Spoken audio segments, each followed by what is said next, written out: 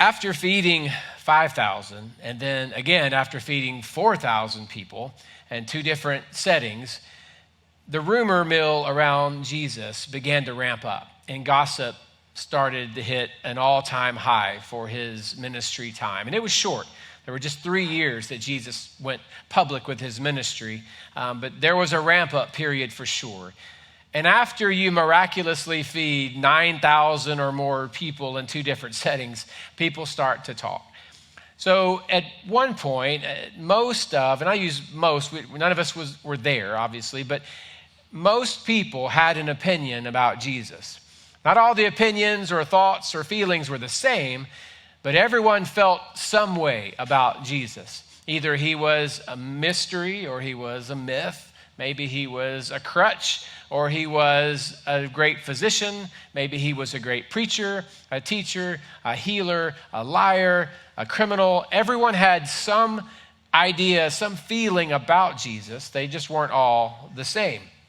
And that is not unlike today. I mean, everybody's got an opinion about him. Everyone feels a certain way about him. Maybe he's a comfort for them, or maybe he's a teacher. He's like a principal kind of figure, or maybe he's some bit of comfort when you're hurting, and he's a little bit of a conviction when you're on the wrong path, or maybe somehow he just whispers to you what to do in your moment of crisis, or he's a Santa Claus kind of figure. We all have different feelings and different opinions about him.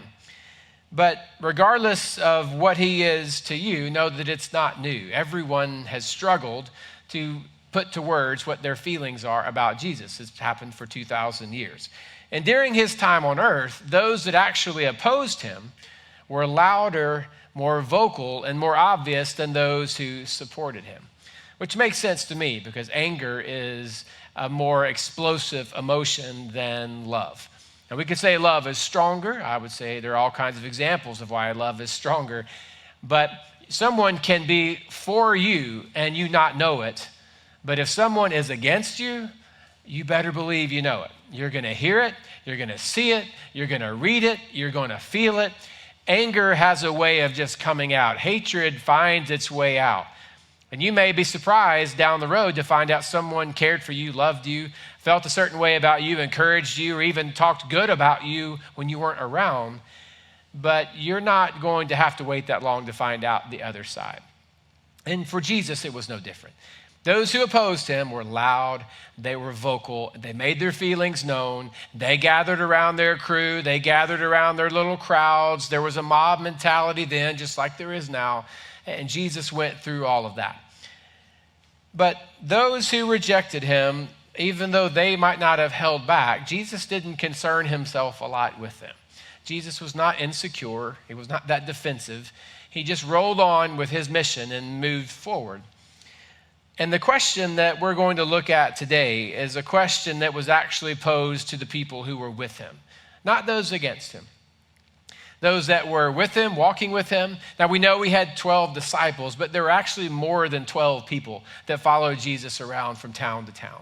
There were 12 that he invited, that he called in. We know their names. We know a little bit of their background for some of them, but there were more than that. There were dozens of people. There were women involved as well. All these crowds of people who were with him, many of them more certain than others, but all of them interested in what was going on and interested in knowing more.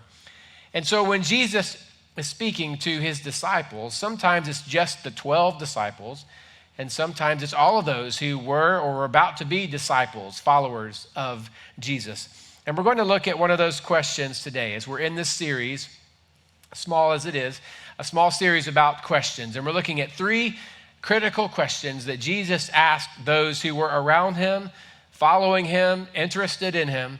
3 critical questions he asked them, and each week we're looking at one of them, and how you and I answer that question is going to have a powerful impact on the rest of our lives. It will determine how well we know Jesus, how far we go in our journey with Jesus, how effectively he works through us and works in us, and ultimately if we're going to be the people that God created us to be. We looked at one of those last week. We'll look at another one this week. And the one we're going to look at this week is found in 3 of the 4 different Gospels. Matthew, Mark, Luke, and John are the Gospels. Matthew, Mark, and Luke all record this conversation, and we're going to look at Matthew's account. So if you have a Bible, open it up to the book of Matthew digitally. I know you can find it easily. If you've got a hardback, congratulations, you're old school. And you can open it up to the first book in the New Testament called Matthew. And in Matthew chapter 16 and verse 13, it says, "Now when Jesus came into the district of Caesarea Philippi, he was asking his disciples, 'Who do people say that the Son of Man is?'" Now, two things here. The Son of Man usually refers to Jesus. He's talking about himself. So as you read the Bible on your own and you get to that, he's talking about himself, Jesus. And the other thing, Caesarea Philippi, where is that? It doesn't matter. Moving on. And they said, "Some say John the Baptist, and others Elijah, but still others Jeremiah or one of the prophets." So his question to them, and this is not the critical question, this is the question that leads to the question. But the question he asked them was, "Who do people say that I am?" And their response was, "Well, some say you're John the Baptist, but we know that's not true, but some say that." They said, "Others think you're Elijah that came back from heaven because he miraculously went and maybe he's miraculously returned and it's you. Some think it's Jeremiah, he's come back from the dead, or maybe some other prophet of old." There's a lot of people that are talking about you. Now, they don't mention any of the negative things here. They're just mentioning the positives. And I think the disciples here knew Jesus was not saying, "What are all the negative things people are saying about me?" What he was asking was, for those who are interested, for those who are in the gathering, those who are around and walking with us, who do they say that I am? So the disciples give them those answers. Now, before we move on, I want you to think through how you would answer that question if Jesus was sitting near you now and said, "Who do all the people in the room here think that I am?" Or "Who have you heard on the outside that I am?" So I went through a few of the different circles that we're all affected by and just began to ask myself that. And so I'll encourage you to do the same. What does the media that you're a part of, that you listen to, however you get your news, what does the media tell you about Jesus? Now, that will depend on where you get your news. Some of you look like you're CNN people, and some of you are Fox, and then there's a majority of you TMZers who are hanging out as well. I know you get your news in different ways, and you consume it from different platforms. I understand that, and that's probably going to determine how it is that you hear about Jesus, whether he's a troublemaker, whether he's divisive, whether he's inclusive, whether he's inviting all people in, whether he's just stirring things up, or whether he's just some sort of platform that people stand on and use for themselves. And then think about the political realm, politicians. Who do they tell you he is? And we all listen to different politicians. And there are some of you who listen to none of them, and you sleep well at night. But everybody else, you listen to some politicians, and somehow Jesus, just the topic of Jesus, always seems to fit their narrative and their stance and their party or their platform. It always fits there. Two people, opposing views, and somehow both of them are using Jesus' words to somehow defend what they believe. Politicians. We get to educators. Depending on where you were educated, what school you went to, what your schooling environment was. Maybe you've heard Jesus was a great philosopher. He was an intelligent historian from the past. He was an important historical figure. He was someone who did a lot of good, who's someone who had changed culture or challenged different ideas, whatever that may be, but it's all affected you. And then your friends. Who do your friends tell you Jesus is? If you bring Jesus up at work, what do they say? Or what do you feel? I know not all of you bring up his name at work. That's a lot of other things that could take place there. But when you're around your friends, when you're in the neighborhood, when the topic comes up, what do they say? And then your family. We all had different upbringings. And some of you had families that didn't mention Jesus at all. Some of you have families that had a very strange view of Jesus, and you're now figuring that out as you get older. Some of you were that inquisitive kid who just asked question after question, and mama didn't have an answer, so she just made stuff up. And now you're thinking, how could she have made that up? But she didn't know what to say. She didn't want to seem silly, so she just told you what she had been told by her mother and grandmother. And so things were passed down, and you're not even sure what to trust. So we're all affected by those different voices and by those different opinions. And so if Jesus were to ask you, who do people say that I am? Your answer perhaps is going to be some configuration of all of these things. Well, here's the reality. Jesus doesn't care. He doesn't care what people have said about him. He doesn't care what you've heard about him. He doesn't care the rumor or the opinion that has been passed down to you. Not in a mean way, but he just doesn't care. You say, well, why would he ask the followers here, these disciples, why would he ask them, what do people say about him if he actually didn't care? Because he wanted to get to the bigger answer and build a bridge to this next question. And this is the critical question that I want all of us to answer today. Verse 15, he said to them, but who do you say that I am? Okay, now you've told me what other people say, but what about you? What do you believe about me? Not what have you heard, not what has someone told you, not what have you read, but who do you say that I am? Don't just regurgitate whatever your mom said or granddad said. No, who do you say that I am? That's the question that he cared about. That's the response that he wanted to get to. Now, when he asked the question, who do you say that I am? He's not saying, what kind of God do you want me to be? What kind of Jesus do you prefer? He wasn't asking them to build a Jesus. You remember if you had kids or been around children, Build-A-Bear. You know, when you walk through the mall and there's the store and you go in, you get to pick out the look and the shape and the color of the bear. And then you pick out the stuffing, how big or how small you want your bear to be. And you fill it up and you actually get to select a heart and put the heart in the bear and bring the bear to life. Anyone go through that trauma? That's such a strange thing. Reach in, pick out a heart. Now stuff it in his sternum. Like, go ahead, baby. Like, just a weird thing you're doing in the mall. But you build a bear. And Jesus wasn't saying, well, just create a God, build a Jesus. What do you want me to be to you? That's not what he was saying at all. I know when I met my wife, who's now my wife, when I met her in college, we're just a couple of 18-year-olds, and I know if she had gone to the Build-A-Husband store, it would have been different.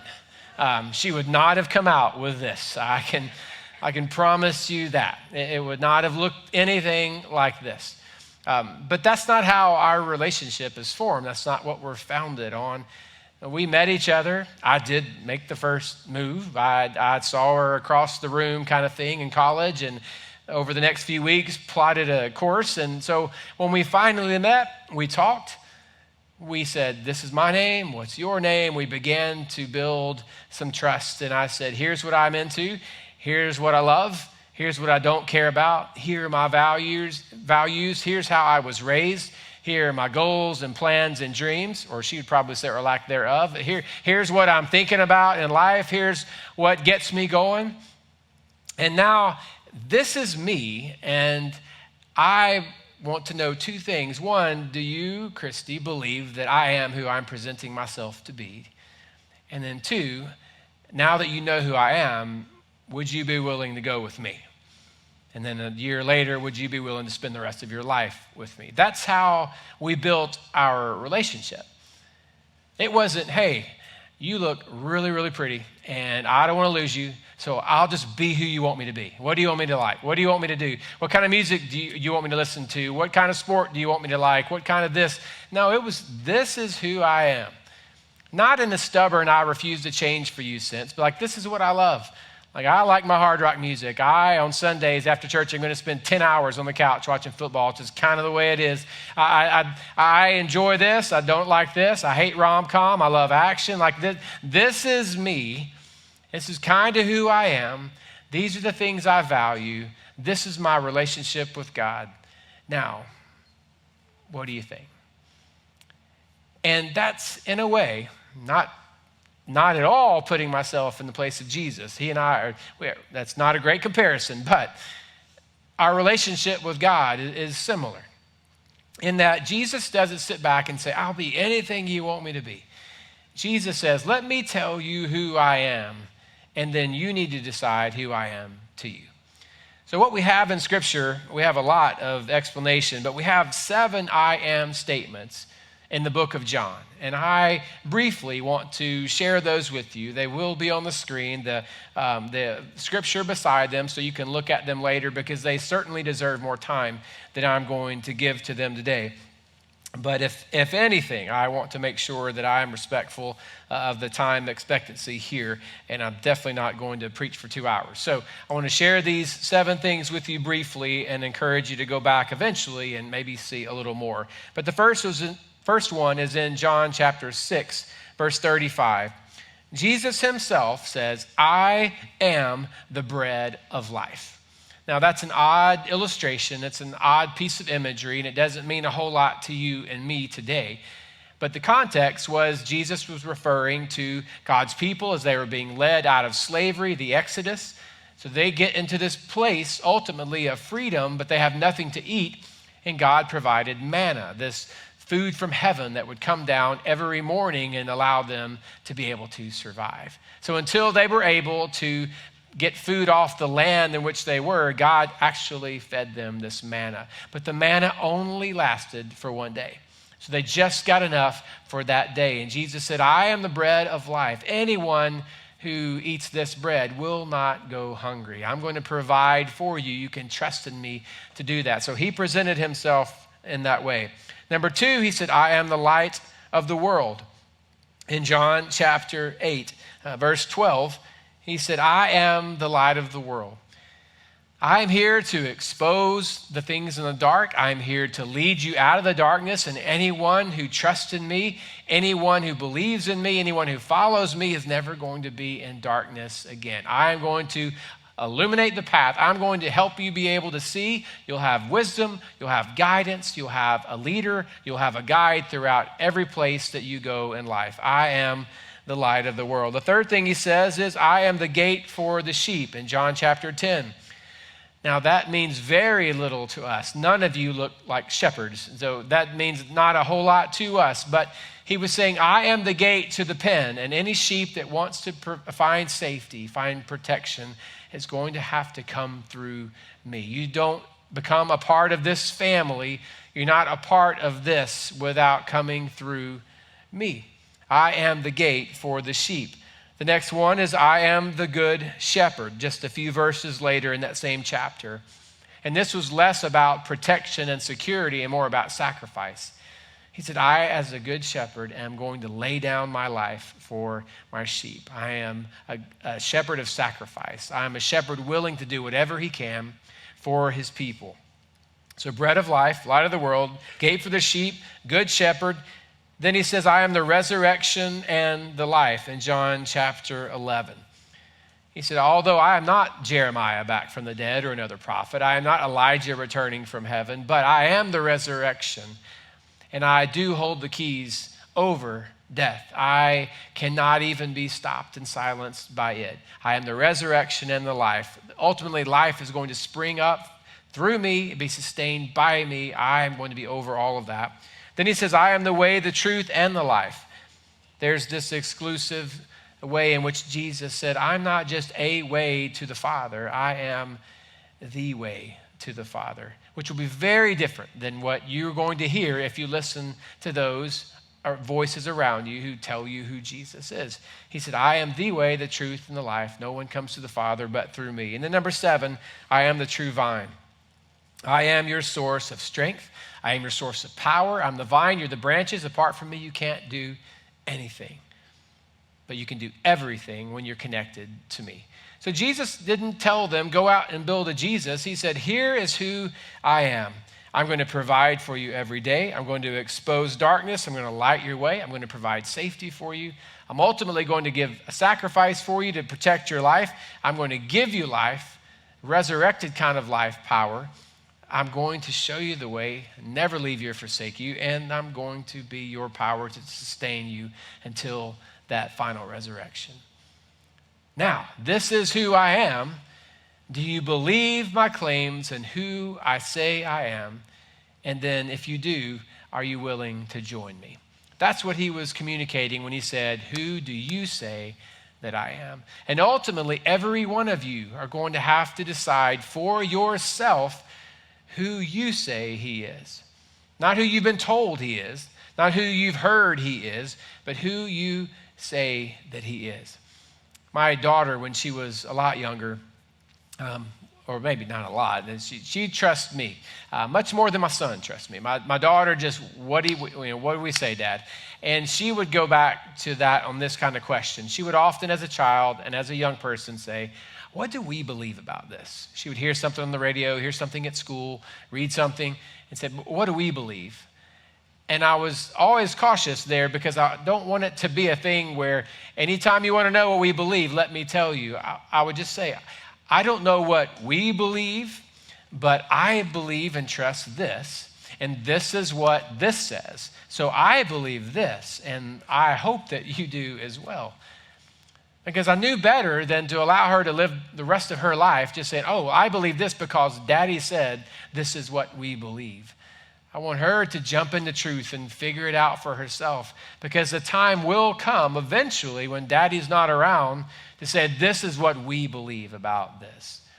And that goes for you as well. I know from time to time I hear people say, what does our church believe about this? Well, our church is us, and us is each of you. So what do you believe about this? I don't want to stand up and say, because you're here and because you listen to me, therefore you believe this. That's not how we believe anything. There's a sense in which God reveals himself to us. There's a spirit of conviction, and then we investigate it for ourselves, and we decide this is the truth that I'm going to stake my life on, or it is not.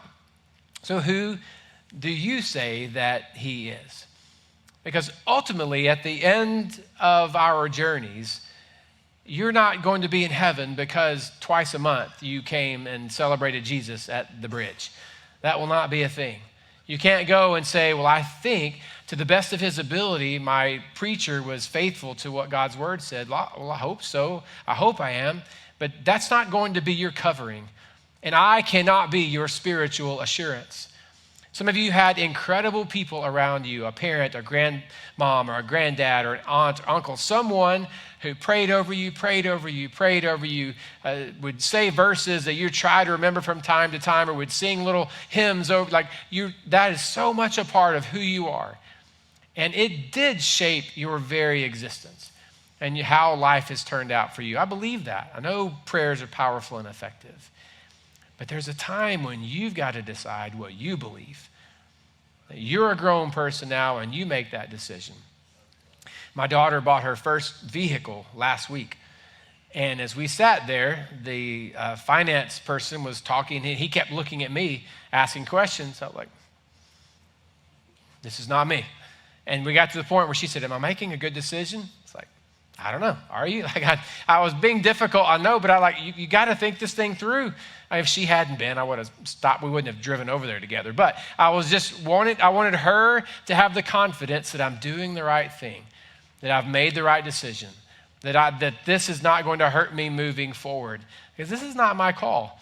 And eventually I'm not going to be around to make these kinds of decisions for you. And Jesus looked at Peter, the rest of the disciples, knowing he wasn't going to be with them forever, and said, who do you say that I am? Who do you say? Everybody else, they can say what they want, but this is on you. You have to make the decision. And so my hope and prayer is that each of you today will just answer that question for yourself, knowing that your faith, the assurance of your faith, cannot be wrapped up in what your parent believed or didn't believe, or what your church believed or didn't believe, or what the people in the Bible Belt of the country that you live in believed or didn't believe. It's on you. What is your conviction about Jesus, who said, I am the way, the truth, and the life. I'm the resurrection and the life. I'm the bread of life, and on and on. Who do you say that he is? Once or twice a week, I have an opportunity. God's opened up a door this year for me to be a chaplain of one of our local high school teams. And so I meet with the football team, and we gather around at the end of the practice or whatever time I'm with them. We're kneeling down, and I'm praying with them, and everybody's grabbing a hand or a hand on the shoulder, and their heads are down and bowed, and we're all praying. And I get finished, and 80 kids go, amen. And it looks great. It's a pretty picture. But I remind them every time, guys, this prayer thing that we're having means something to those of you who are convinced that Jesus is the way. But to the rest of you, it's a ritual that you're trying to figure out. But the power is going to come when you decide for yourself that Jesus is my Lord, that I believe he is who he claimed he is, and I'm going to follow him with my life. Because that changes everything. Because when Jesus said, I am the bread of life, that means I do not get to worry anymore the rest of my life. Worry and anxiety are off the table. Now, there are times when emotionally and mentally we're in places where we need a little help. Our bodies are broken and we have to get a little help with anxiety or those things perhaps. But just worrying about this and that and worrying how that's going to happen and worrying about how he feels or she feels or this, worry is off the table. Because Jesus said, I am the bread of life. Any worry I have about my health and things that are going to happen, how long I'm going to be on this earth, don't worry about that at all. Because he's the resurrection and the life. Done deal. I trust him. I believe he is who he is, so I'm all right. If today is my last day, today is my last sermon, you've been a great audience. This is it. I'm thankful. I hope it's not. But if it is, I'm good. I am ready to meet him face to face. I'm ready to go. I don't know when that time's coming. I just know I trust him. He said he's the resurrection and the life. And you've got to decide, do I believe he is who he said he was? Peter spoke up in verse 16. His answer was, you are the Christ, the Son of the living God. And Jesus said to him, blessed are you, Simon, son of Jonah, because flesh and blood did not reveal this to you, but my Father who is in heaven. My answer is, Jesus, you're it. Like, you are the one who has come to seek and save, and I'm trusting in you.